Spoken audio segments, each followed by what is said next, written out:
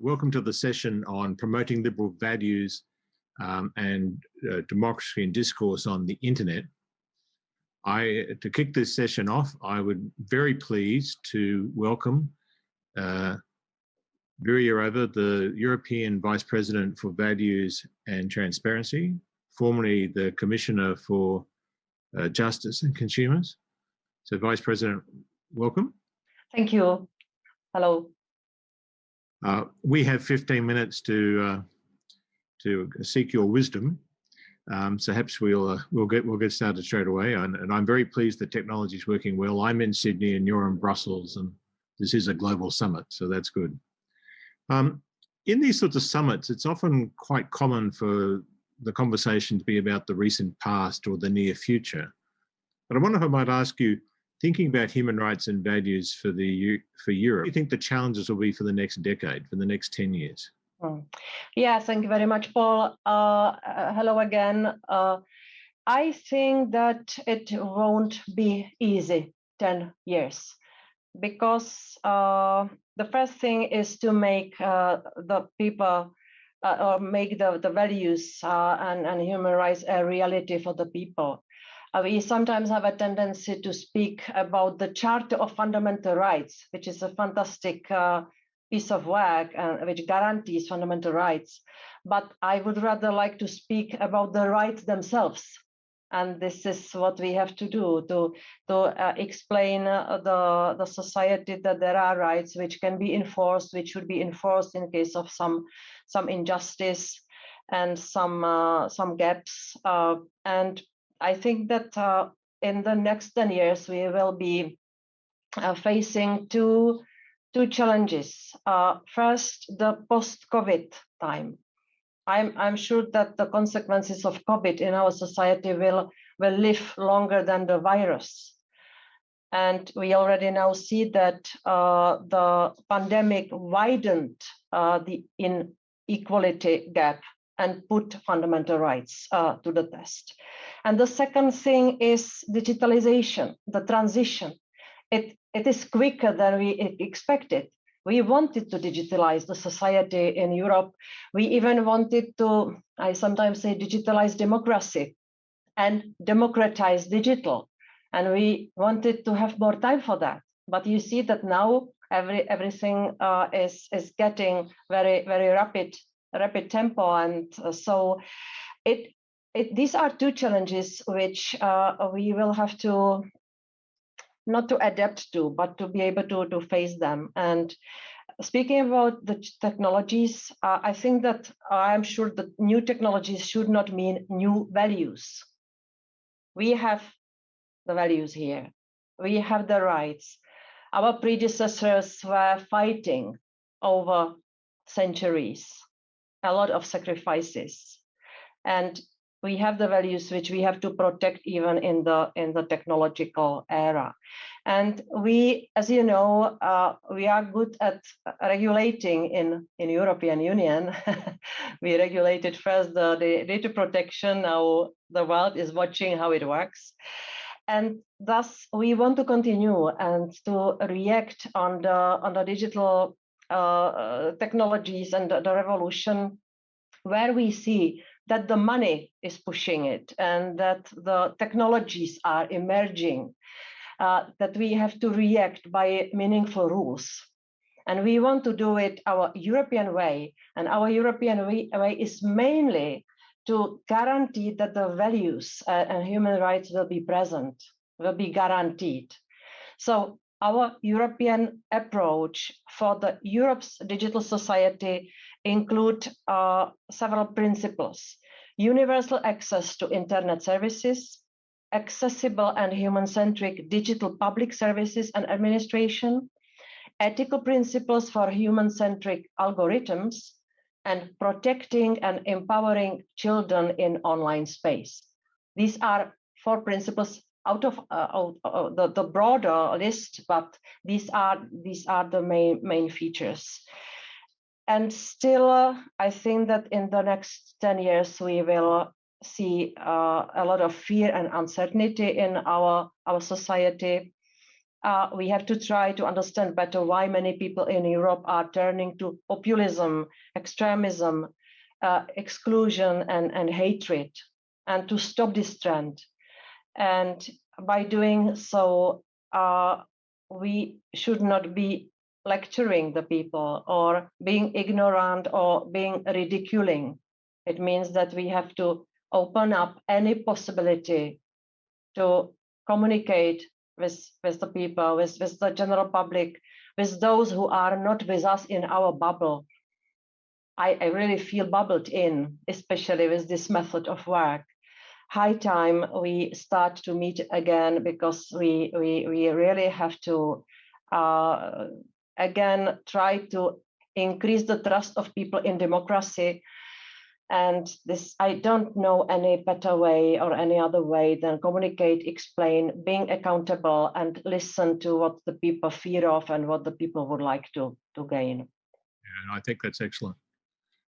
You talked about the democratization of technology and vice versa. Obviously, there's been a lot of optimism about what the technology can mean for democracy, but clearly also disinformation and manipulation has become a dark force in this space. You've just released further guidance around the issue of disinformation. How do you see that as helping to make a more transparent environment? Yeah, indeed. By this plan to fight against disinformation, which we presented yesterday, which is in fact the guidance for the platforms and advertising industry to do their job. Yeah, we are not regulating. We are advising. We are demanding maybe the work that should be done by the industry. We want to make the digital world more transparent, accountable, and safe.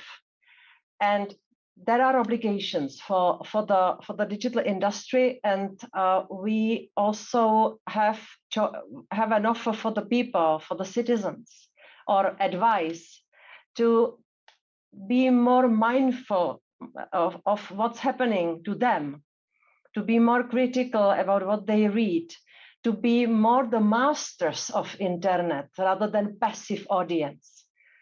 And this is all in our plan.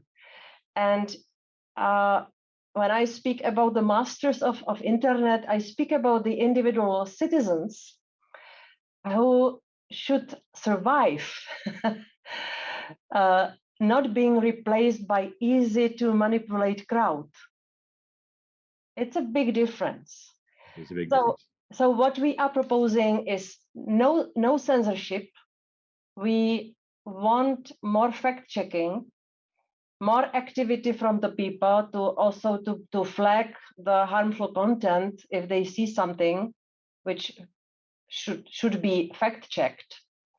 I don't speak about illegal content, because illegal content is clear, it should be removed. And we already adopted legislation to push the platforms to do that. But disinformation, it's not illegal content, it's harmful content. That's why I always say for this work, I have to take gloves. I have to be very careful not to demolish the freedom of speech in Europe. Yeah, so no censorship, nobody will be the arbiter of the truth. I will not become the commissioner of the truth. There will be no minister to become the minister of the truth, neither us nor the managers of the platforms. It has to be decentralized. It has to be the work of thousands of fact checkers, of the people who will announce the harmful content, who will seek for answer from the platforms, what has been done with their flagged announcement. And this is a complex of things which have to be done by many different actors. And so no top down measure against the disinformation. Yeah, that's very good. I wonder if I can pick you up on one of those points you made. Talk about people being masters of the internet. And I can see this sort of drawing a line on the previous work you did with GDPR, but individual identity and empowerment's been a part of that European battle for values for a very long time, right? Can you see citizens having control over their personal data and being able to decide more clearly online who could access it, under what terms, how the commercial entities could use that data? Can you see that being a pathway forward which is consistent with European values? Indeed, I think that we maintain the same philosophy, that it would be first individual person who takes care and who has his or her things and his or her identity under control.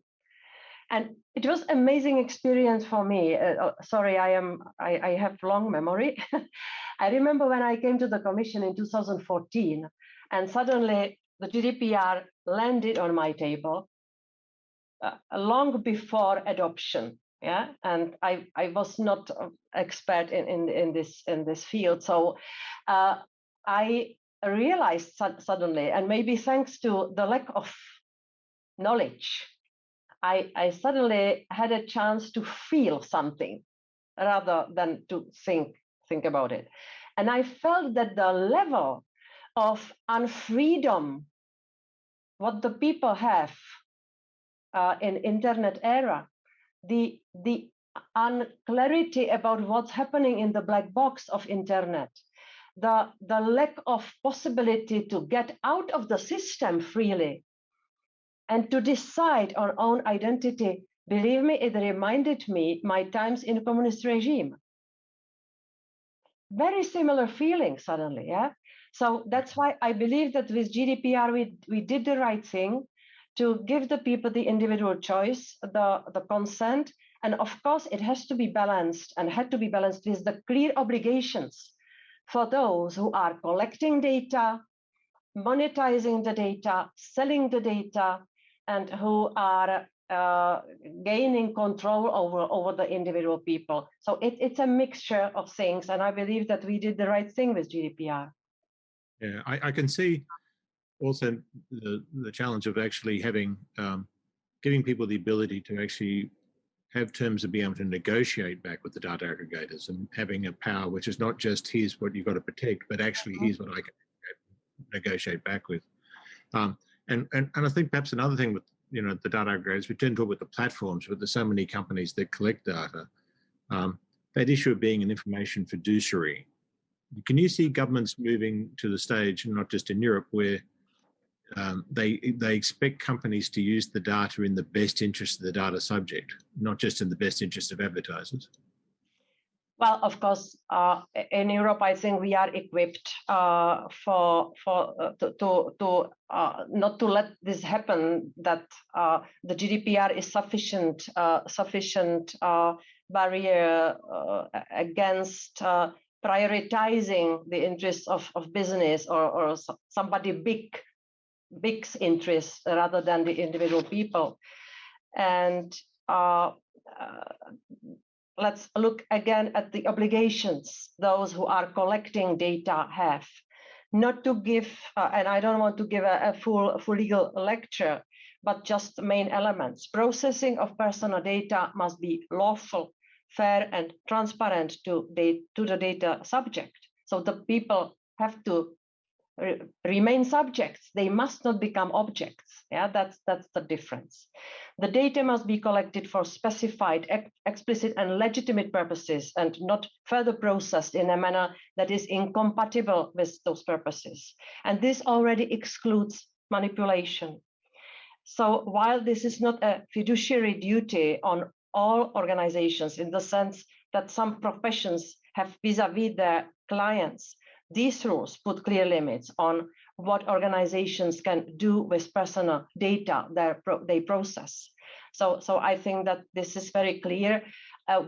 Anytime I speak to the data protection authorities, I ask how they explain different entities the obligations which we specified in the GDPR, because this is the legislation which is based on the level of potential possible risk. Yeah, so you have to balance it and come with the proportionate measures. we've just got 1 or 2 more minutes left before the session moves on. But I wanted to just coming back to this issue of disinformation and hate speech. Question of hate speech is always who defines it, who could, and how should they define it, I suppose. Is it possible to agree a European-wide definition of hate speech? We work with the definitions which are present in all the EU member states' criminal laws. So when we realized we have to quickly do something against hate speech online, which was in 2016, which was a very difficult time for Europe, the combination of big migration wave and terrorism caused a lot of angst in the society. And the online hate speech was very close to spilling over into the real life. That's why we said we have the hate speech defined in all the criminal laws in all the member states, and you platforms look into that and respect it, because what is illegal offline has to be illegal online, or is illegal as well online, and you are closest to clean the space up. It was a surprise for some, because some still in 2016 had a tendency to tell me, we are just the pipes, we have nothing to do with the content. Yeah, but these days were over, and they, of course, there was hanging in the air that we are very close to coming with the legal liability for the content. And if you do not remove, you will be the co-perpetrator. We never went this way, but they had to take more responsibility. So the definitions in the law and in the case law of every single member state, and we speak about 24 languages in the EU. Yeah, so I really wanted them to work with each state, each language, to deploy sufficient capacities and to be cleaning up, because it was really very, very explosive situation. And I felt really obliged to, and I felt the strong duty to protect those who were suddenly the victims of the hate speech, which really was very intense and still is. We have to continue. And now we have this in the Digital Services Act, because it used to be a voluntary action from the platforms, which we wanted. But now we propose the Digital Services Act in December, which will make it a duty to address this issue by removing the hate speech. Yeah, and we've seen around the world, not just in Europe, but around the world, the use of internet for, say, education and other purposes during COVID, and online bullying, online sexual harassment has become issues that need further addressing. Too many issues, too short amount of time. Thank you very much for joining us. Thank you very much for your time. I know you're very busy, and I think it's been a great introduction to this next session. So thank you, Vice President. Thank you very much, Paul, and many greetings to everywhere, wherever you are. From Brussels. Bye. Thank you.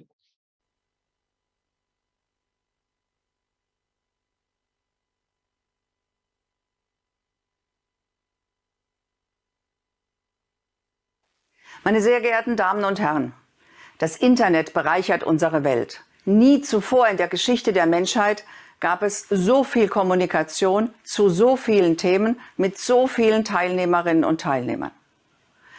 Zur Realität gehört allerdings auch, die großartigen Möglichkeiten des Internets werden allzu oft missbraucht. Missbraucht, um Hass und Desinformation zu verbreiten, missbraucht, um zu Gewalt anzustiften. Noch nicht einmal ein halbes Jahr ist vergangen, seit in Washington ein Mob das Kapitol gestürmt hat, angestachelt durch Falschinformation und Hetze im Netz. Und auch in Europa zeigt sich deutlich, dass Hass und Desinformation im Netz schlimme Folgen haben. Engagierte Menschen ziehen sich aus dem demokratischen Diskurs zurück, weil sie sich die Anfeindungen im Netz nicht mehr zumuten wollen. Verschwörungserzählungen verbreiten sich in rasanter Geschwindigkeit, genauso wie antisemitische und rassistische Vorurteile. Und immer wieder werden aus hasserfüllten Worten im Netz hasserfüllte Taten. Brutale Übergriffe bis hin zu Mord. Meine sehr geehrten Damen und Herren, all diese Beobachtungen unterstreichen: Der Kampf gegen Hass und Desinformation im Netz, die Sicherung einer offenen Debattenkultur sind von überragender Bedeutung für unser Gemeinwesen. Den Betreibern der sozialen Netzwerke kommt dabei weltweit besondere Verantwortung zu. Denn sie sind es, die die Foren für den Meinungsaustausch im Netz bereitstellen. Ihre Algorithmen sind es, die bestimmen, welche Inhalte prominent ins Blickfeld der Nutzerinnen und Nutzer gerückt werden. Und sie sind es, die von problematischen Inhalten besonders schnell Kenntnis erlangen können. Dass den sozialen Netzwerken eine besondere Verantwortung zukommt, entlässt die Gesellschaft aber nicht aus der Pflicht. Und vor allem entlässt es den Gesetzgeber nicht aus seiner Verantwortung zu gestalten. Auch in Europa gab es lange Zeit die Vorstellung, der Staat hält sich aus der Regulierung der sozialen Netzwerke am besten heraus. Dieser Ansatz des Laissez-faire ist gescheitert. Und deshalb ist es richtig, dass wir in Europa schon vor einiger Zeit begonnen haben, den sozialen Netzwerken klare Vorgaben zu machen. In Deutschland etwa haben wir das Netzwerkdurchsetzungsgesetz erlassen. Seit 2018 verpflichtet es die großen Netzwerke, schnell auf Nutzerhinweise zu reagieren. Wird ein offensichtlich strafbarer Inhalt gemeldet, muss dieser innerhalb von 24 Stunden gelöscht werden. Und vor kurzem haben wir das Gesetz weiterentwickelt. Künftig gilt, wenn ein soziales Netzwerk von einem besonders schlimmen Hassposting erfährt, dann ist das Löschen allein nicht genug. Die Hassbotschaft muss auch an eine staatliche Stelle gemeldet werden, an das Bundeskriminalamt. Ich spreche hier etwa von Morddrohungen oder Volksverhetzungen. Durch diese Meldepflicht wollen wir erreichen, dass solche schlimmen Hassäußerungen konsequent verfolgt und bestraft werden. Wenn es um die Sicherung der Debattenkultur im Netz geht, dann können wir aber bei nationalen Gesetzen nicht stehen bleiben. In einem geeinten Europa betrifft es uns alle, wenn die Demokratie auch nur in einem Land unter Druck gerät. Wir brauchen deshalb eine zeitgemäße und durchsetzungsstarke gesamteuropäische Plattformregulierung. Und ich begrüße es deshalb, dass die Europäische Kommission Ende letzten Jahres einen Vorschlag für einen Digital Services Act vorgelegt hat. Der Entwurf enthält Vorgaben für eine einheitliche Gestaltung von Meldeverfahren, Verfahren also, mit denen Nutzerinnen und Nutzer illegale Inhalte auf Plattformen melden können. Der Entwurf sieht außerdem vor, dass Plattformen verpflichtet werden, ein internes Beschwerdeverfahren einzurichten. Und darüber hinaus enthält der Entwurf Transparenzpflichten in Bezug auf die Moderation von Inhalten, algorithmische Empfehlungssysteme und Online-Werbung. Aus meiner Sicht gehen diese Vorschläge absolut in die richtige Richtung. Allerdings sehe ich weiteren Handlungsbedarf. Wir müssen sicherstellen, dass die Plattformen ihre Meldeverfahren nutzerfreundlich ausgestalten und es muss klare Fristen geben für die Löschung offensichtlich illegaler Inhalte. Und sicherstellen müssen wir außerdem, dass Plattformen Nutzerinhalte nicht willkürlich löschen. Was in der demokratischen Debatte gesagt werden darf und was nicht, das darf nicht einseitig von Plattformen bestimmt werden. In dieser Hinsicht enthält der Entwurf noch zu wenig Vorgaben. Und wichtig ist zudem, dass die Mitgliedstaaten die Vorschriften des DSA durch weitergehende Regelungen ergänzen können. Denn wenn es um den Schutz von Meinungsfreiheit und Demokratie geht, dann dürfen wir nicht der Logik des kleinsten gemeinsamen Nenners folgen. Dann muss Raum bleiben für wohlüberlegte nationale Schutzvorkehrungen. Meine sehr geehrten Damen und Herren, die Beratungen über den Digital Services Act haben im Januar begonnen. Und sie sind von herausragender Bedeutung für die Zukunft von Demokratie und Meinungsfreiheit, nicht nur in Europa, auch darüber hinaus. Ich bin überzeugt, eine bessere digitale Welt ist möglich. Um sie zu erreichen, brauchen wir allerdings eine gesamtgesellschaftliche Kraftanstrengung. Wir brauchen die richtigen rechtlichen Rahmenbedingungen. Wir brauchen aber auch eine starke Zivilgesellschaft. Nicht zuletzt deshalb sind globale Veranstaltungen wie die heutige aus meiner Sicht so wertvoll. Denn hier können wir darüber diskutieren, wo unsere politischen Prioritäten liegen. Mein herzlicher Dank an alle, die die heutige Veranstaltung organisiert haben und sich an ihr beteiligen. Ich bin mir sicher, Von der heutigen Diskussion können wichtige Impulse ausgehen für die Debatte über die Zukunft der Netzregulierung. Vielen Dank.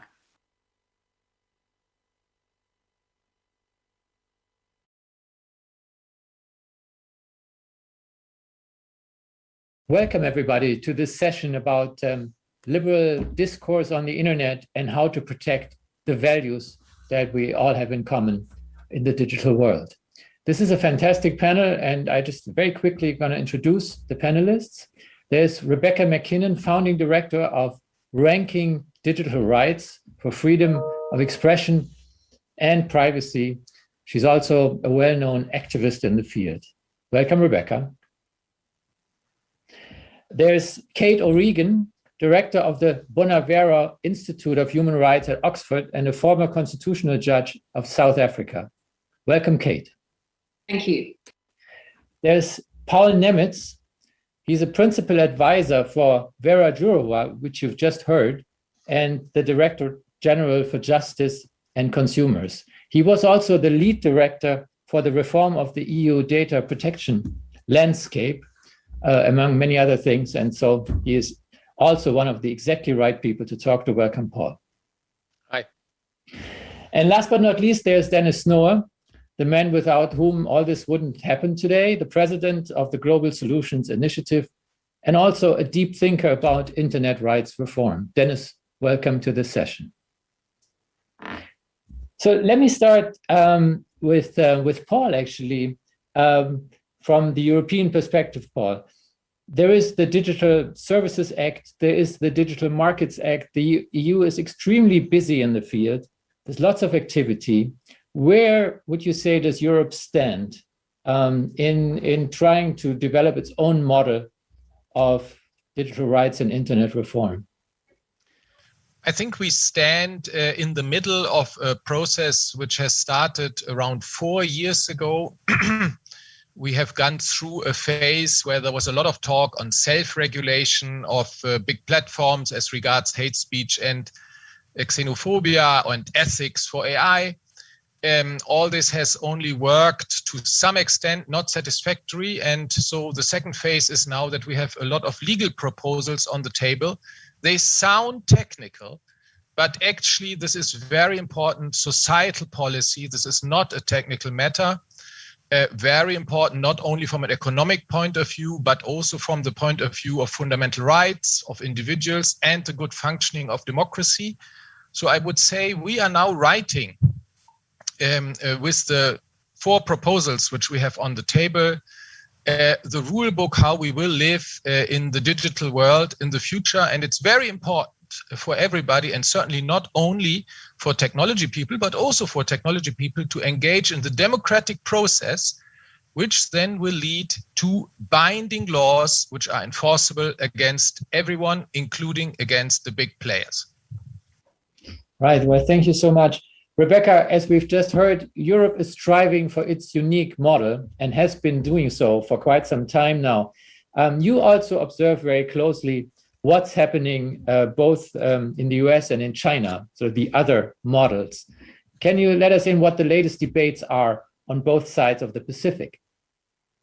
Right. Well, in the United States, as everyone knows, the U.S. is politically quite divided, and not surprisingly, fairly divided as well when it comes to what to do about the internet, what to do about online speech.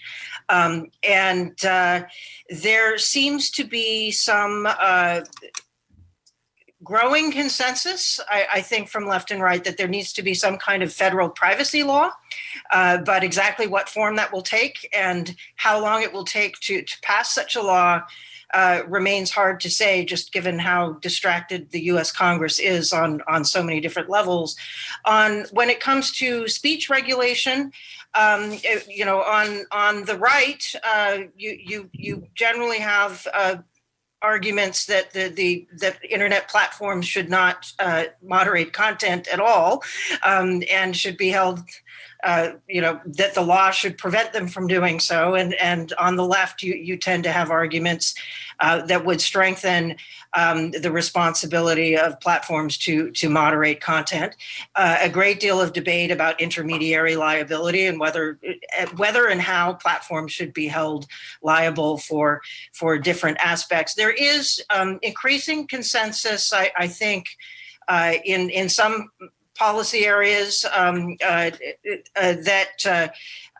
especially given that the U.S. has the First Amendment, which makes it impossible or very, very hard for the government actually to regulate content, to really focus on the business model, to focus on the targeted advertising business model and the algorithmic amplification that drives the spread of extremism and disinformation, and that there needs to be more accountability, more transparency around algorithms, around targeted advertising.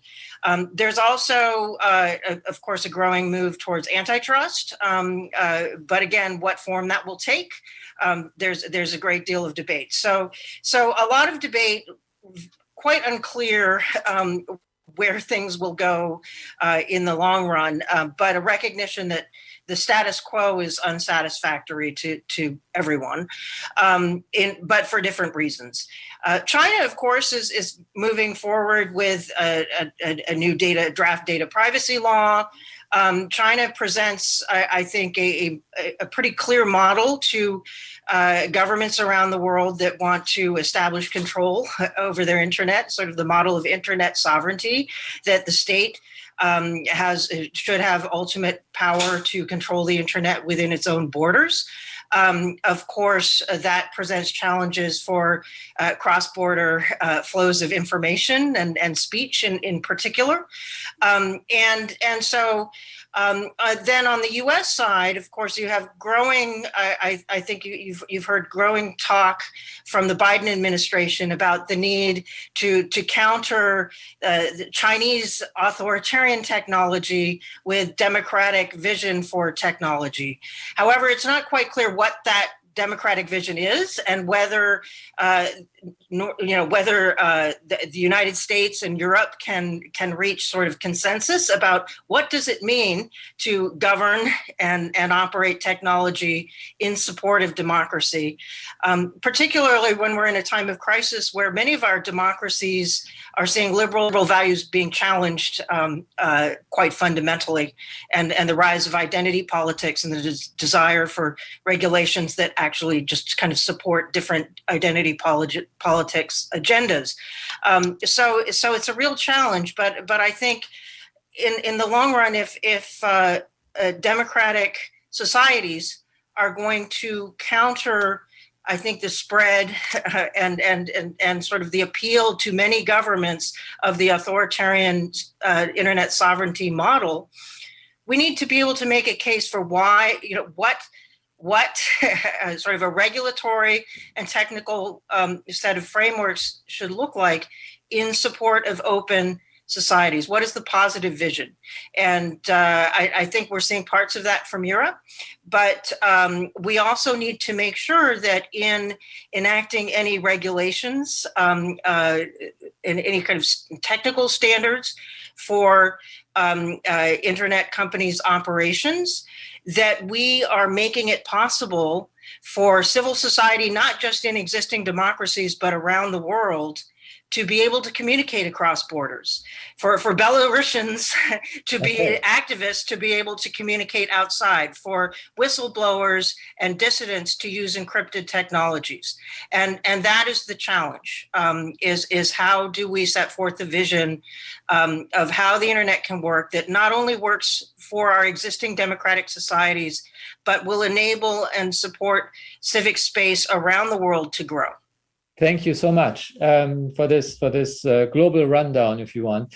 Of course, Kate, being between Cape Town and Oxford, you must have, as we know, a global perspective on these things.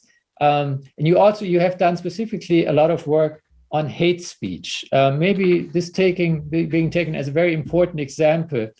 Where does the evolution stand, and especially where does the international cooperation, the process of international cooperation stand? Well, regulating hate speech is one of the most intractable problems for international human rights law, because international human rights law recognizes, on the one hand, freedom of speech, but it also recognizes a duty to remove speech that can be harmful. And of course, what we consider to be hate speech in any particular society varies enormously. And that variation is partly a matter of political culture, political philosophy, also circumstance. And so in terms of trying to think about how to create a global mechanism for the regulation of hate speech, we're challenged by these two competing sets of values, which will have to be applied in every case in which hate speech is raised. So hate speech is a particularly tricky problem for establishing a global solution to internet speech. Dennis, we've looked at the different parts of the world, and we started with Europe. I'm going to ask you about Europe. Is there a consensus emerging as to how Europe is going to proceed, how it's going to assure where the control over data is going to lie, and how its sort of unique selling point of a model is going to evolve? I think in terms of where Europe will be going, Paul is the expert here, but in terms of where I believe the debate should be going, we have developed a number of ideas in a large international team. And basically, I think many problems that we currently have in the digital space can be addressed by giving users much more access and control over the data about themselves. So if, for example, users had complete control over first-party private data like selfies and could give that to others on terms that they themselves determine, or in particular their representatives determine, and if second-party private data would be governed by the same type of regulations as doctor-patient relationships or lawyer-client relationships, solely in the interests of the data subjects, then we would be in a different world.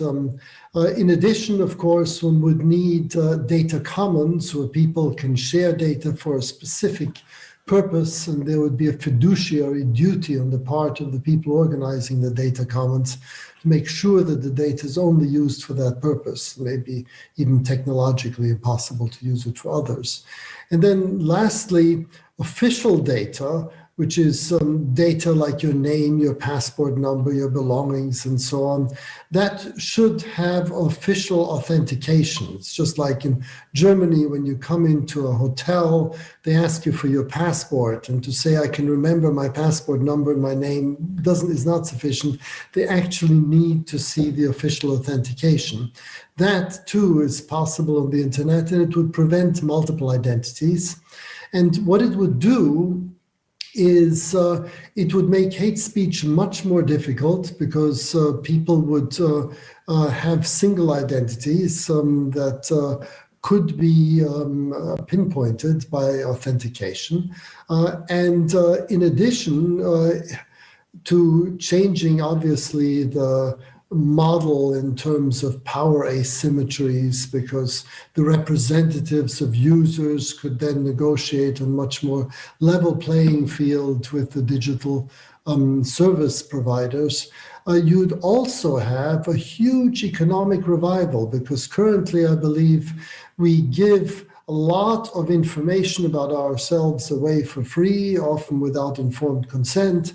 And in addition, we get apps for free, and more of our market economy is turning into barter, and barter is totally inefficient. And so a country or a set of countries, a region that enables users to get more control over their data will attract, I think, economic activity, much like economic activity was attracted to Great Britain in the early Industrial Revolution when they created labor markets instead of indentured servitude and feudal arrangements. So I think there's a lot to be said for giving users control. Paul, basically Dennis is calling for Europe to go all the way in terms of privacy and data protection, and kind of develop an online world that's very much in line with the physical world that we are used to. Is that where Europe can and should be going? And also, would this be a concept that can be sold, for example, to America and to the Biden administration, given that the internet platforms from California are going to have some problems with it? Well, first of all, the internet platforms from California make huge money, in particular when they sign up 150% to data protection as we like it in Europe. So I think, the fact that Apple is extremely aggressive on privacy, the fact that Microsoft has said that it grants all customers worldwide, not just in Europe, worldwide, GDPR rights, shows us that exactly the opposite of what your question insinuated is true. Namely, those who sign up positively, constructively, and I would say aggressively, to protecting individuals' privacy make the most of money. Because, Apple and Microsoft are the top two companies at the stock exchange. They are the highest capitalized companies in this world. So I would say the thesis which you put into the room, namely that we are regulating against the market, is wrong. The market shows that people want privacy, but they're being screwed by many. And if you ask me about the Biden administration, I'm very, very confident that the Biden administration, if you look at the people they are recruiting into the White House, into the FTC, will be extremely constructive and inspired by what we're doing in Europe, not only on data protection, but also the other elements of regulating the digital space. Let me also recall, and I was the chief negotiator at the time, I was also the Snowden investigator of the Commission, that when we worked on the Privacy Shield with the US and when we worked on GDPR in Europe, President Obama already tried twice to get a federal privacy law in place. It was called the Privacy Baseline Act. He failed twice because he couldn't pass in Congress. But I would say the willingness compared to the time then has increased enormously. And let me close by saying, if you look at the empirics of what people want, Americans are like Europeans. And that's not our EU Commission empirics, that's American empirics. People are fed up with what Al Gore already called ages ago the stalker economy. All right. I'm sure there was a reason why you didn't mention Google and Facebook, but let's leave it at that and ask Rebecca. Rebecca, how do you view this from the other side of the Atlantic? Is what has been depicted here, is that a model that you think everybody can unite on? Yeah, I think Paul's right. The Biden administration is quite eager to move forward on a lot of fronts. It's I think increasingly a national security imperative, among other things, that the U.S. pass a strong privacy law. And the problem is that Biden has perhaps 2 years with a majority in both houses of Congress to get a lot of things passed. And after 2 years, it's possible, many believe quite likely that he will, that the Democrats could lose the majority in the House, which will then bring Biden more to the position that Obama was in. So time is short. There's a lot of things that have to get passed. I'm afraid that privacy law and sort of internet-related regulation are not as high priority as a number of economic infrastructure bills and other things that are, he's still having difficulty passing, even though there's a majority. So there's a lot of, there remain many political challenges, but hopefully through the executive branch, the Biden administration will be able to move enough things forward. I do think that there is among public opinion generally a desire for greater privacy protection. That's very true. I also think that increasingly, even among companies that are not Apple and Microsoft, you're starting to see a desire for regulation just so that there's a level playing field, that actually the uncertainty about what the law might be in the future, or the fact that there isn't a law, gives them more, creates more commercial pressure to be exploitative with data. And actually you're even seeing Facebook saying that they would like more legal requirements to create more certainty in the market. And investors are also starting to push for that. So the market, I agree with Paul, does want a regulation of some form. The question is, can the American political system deliver on that? And that is the big challenge. Kate, may I ask you for your take on this question of a united Western world in this question, but also with a certain twist, and that is that protection of privacy and freedom of expression are not always the same thing. They sometimes go at odds with each other. So are we overdoing one with no regard for the other? Yes. Well, I don't. Oh, I'm sorry. That was Kate's question. Yes. So I'd like to start by noting that it's very interesting that the large social media platforms, and in particular Facebook, have adopted in relation to their hate speech regulation, their content regulation, something that looks very European. This is a company that is not bound by the First Amendment. It's this strange anomaly in the United States that it's government that's got an obligation to protect free speech, and private organizations can more or less do as they wish. But in seeking to protect free speech, what the Facebook community standards look very like the European community standards. So that would support in a kind of a way your question, that there is a model coming out of Europe that may well have a wider appeal than perhaps we would immediately think. And I think that's the same with GDPR. So through a range of techniques within GDPR, of course, Europe is seeking to ensure that its major trading partners and even some of its smaller trading partners in other parts of the world comply with GDPR, giving them kind of favored status in relation to trading. And although that's somewhat off to a slow start, I think you're seeing there is an appetite for protection in large parts of the world. A counter note is that I do think that consent, which is one of the key underpinnings of Dennis Snow's approach to this, is quite weak. I mean, any of us who spend any time on the internet know how exasperating it is to be asked to decide what cookies you will allow or won't allow. When you're in a good citizen mode, you go laboriously in and you determine what you will and won't allow. And when you're in a great rush, you think, oh, can't be bothered, I'll just say yes. And I think it is one of the weaknesses of the kind of consent-based model, is that they are laborious. And I'm not sure exactly what the details are, Dennis, of your proposal, but I think you would find that there's not necessarily the appetite for individual autonomy over these things as much as we would like. And yet, I think there may well be a regulatory interest in ensuring actually that not all of this data is simply shared, just as we feel under GDPR in relation to states. There's some data that we should be regulated into protection and not just based on consent. Dennis, the floor is obviously yours.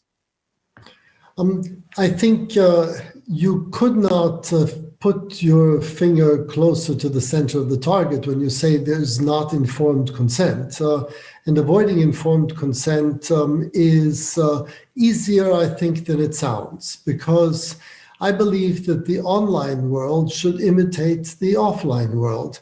We've had hundreds of years of experience in how to give people informed consent. So, when slaves got their freedom in the States, things were difficult initially because there were huge power asymmetries. In early industrial England, workers didn't have rights. But once you give users control over the data about themselves, they can be given meaningful rights of association and thereby have representatives who then can think much more carefully about the intricacies of informed consent, and they can decide which representatives represent them.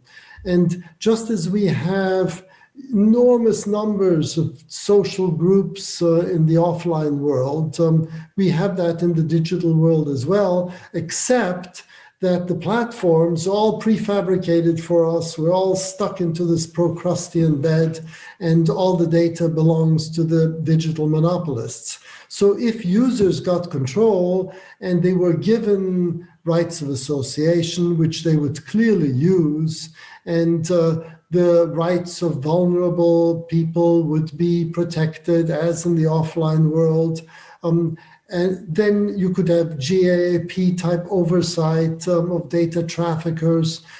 Then you would be in a different world. And that online world would then resemble the offline world to a much greater degree. Still far from perfect, but at least we're taking advantage of all these centuries of experience we've had in building democracies. It shouldn't go to waste in the digital space, I believe. Paul, you've written a book on the subject, so I'm wondering about your take on this specific issue. Yeah, I agree with Dennis. I think it is part of the duty of policy to organize counterpower and the very many different forms of counterpower, which are the signs of a free society. And let me give you some examples how this is already happening. First, we have Rebecca in the room who does a great ranking of companies. I'm sure that has an impact on the market, ranking of companies by privacy, respect, and so on. That's good. We have None of Your Business, NOYB, an NGO I co-founded, but the big founder and big figurehead is, of course, Max Schrems from Vienna, very successfully doing exactly what Dennis Snauer says. Everybody can join this movement. It has become quite big. I think there are now 20 employees in Vienna. There are many, many people who put their money into the strategic litigation which Max Schrems brings forward to realize our privacy. The European Union has made it possible that collective action can be taken before courts in the member states which foresee the laws for this. So this is a matter which has been delegated to member states. Some member states have done it, like Germany, some others haven't. So there's a lot happening and I would also point to the proposal of the Commission of one of the packages of legislative proposals which we have on the table is what is called the Data Governance Act. Not discussed enough, because the Data Governance Act foresees a framework for the creation of independent data intermediaries, which would act, and now I move a little bit outside my legal expertise, but back sort of into the field of economists, like banks, like banks which take your money and are supposed to manage it in your interest, but at the same time use this money to feed it into society as investment and credit for companies to be able to innovate. And the idea for the data intermediaries is exactly this. They should collect your data, manage it for you, manage your consent in a way which you instruct them, but to your benefit, and at the same time bring the data together, aggregate it, and make it then available, hopefully in an anonymized form, if that's possible, for the economy, for AI development in the public interest and in business interest. So I would say this is the great challenge before us, to recreate a world in which we have power and counterpower, checks and balances, not only a functioning market, but also all the other structures which signify a free society. And maybe in the future, we will see that the parallel to unions in the labor market, will be data intermediaries, or what some people have called data trustees or indeed data unions. So much is possible, and what is key here is to, and this is what I wrote in my book, to get those who know technology and who work on the internet, who work on AI, who work on the data platform, business models and technology models, to re-engage with democracy. My feeling is many in the technology scene have turned away from democracy. You know, this is a talking shop, you know, only a problem for innovation, and too many people still talk down democracy in such a way, in the classic neoliberal way. Let's stop doing it and let's engage in democracy to make it work. All right. Now, there seems to be some sort of a transatlantic consensus emerging, I hope. 10 seconds each. What's the major hurdle? What's the major obstacle within the next couple of years for this to happen? Rebecca goes first. I think focus and politics, both domestic politics in the US and I think domestic politics in Europe may get pretty challenging in the next few years as well. All right, Kate. Yes, I'd agree with Rebecca. The domestic politics is difficult, but it's also important, I think, to recognize that one needs to take the rest of the world along. This should not just be another exercise in the global north. We need to get on board the democracies in the global south. All right, Dennis. I think it will be hard to get people in the north, south, east, or west to disagree with the proposition that users should have control over the data about themselves. But I do believe that moving in the direction will adversely affect, possibly, or at least temporarily, the business model of the big data service providers. And they obviously have huge lobbying power, and that is going to be one obstacle that governments have lots of experience in overcoming. All right, thank you too, Dennis, and thank you for such a concise panel, hopeful panel. There are hurdles, but they can be overcome. We're out of data, out of time. Thank you, everybody. Bye-bye. Bye-bye.